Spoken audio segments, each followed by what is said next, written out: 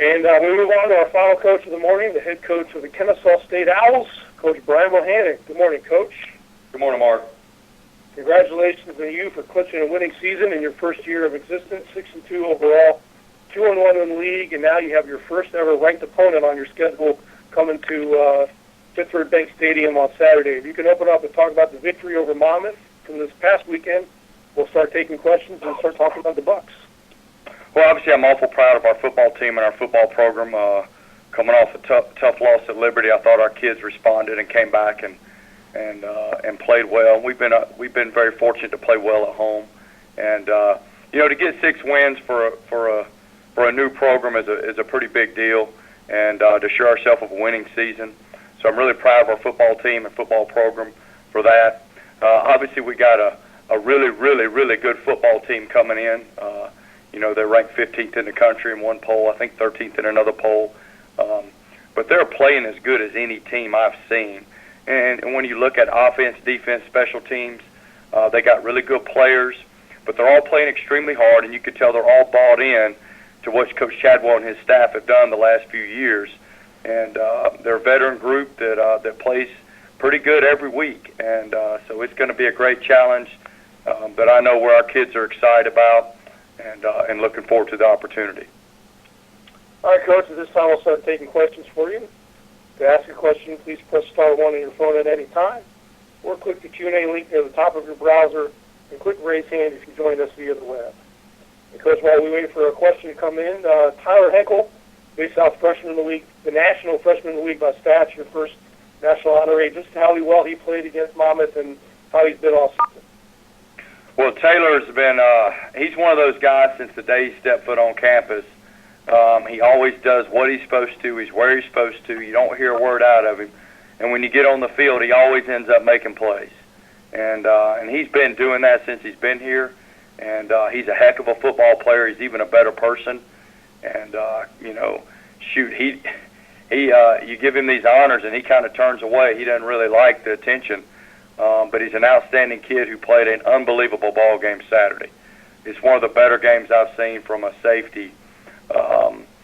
What he did Saturday was pretty impressive.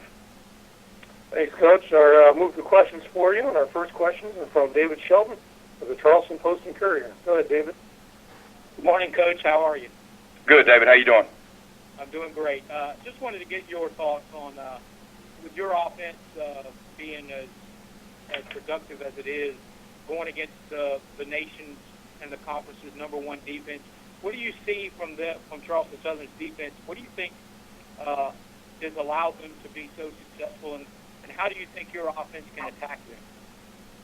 Well, I mean, they're solid across the board, David. I mean, and they got a veteran group that the majority of their kids have played a lot of football for them, and they understand what they're doing. They do give you multiple looks, but they understand what they're doing in each look, and they're solid. I mean, you really don't find any when you go to watch them. You don't find any really weaknesses.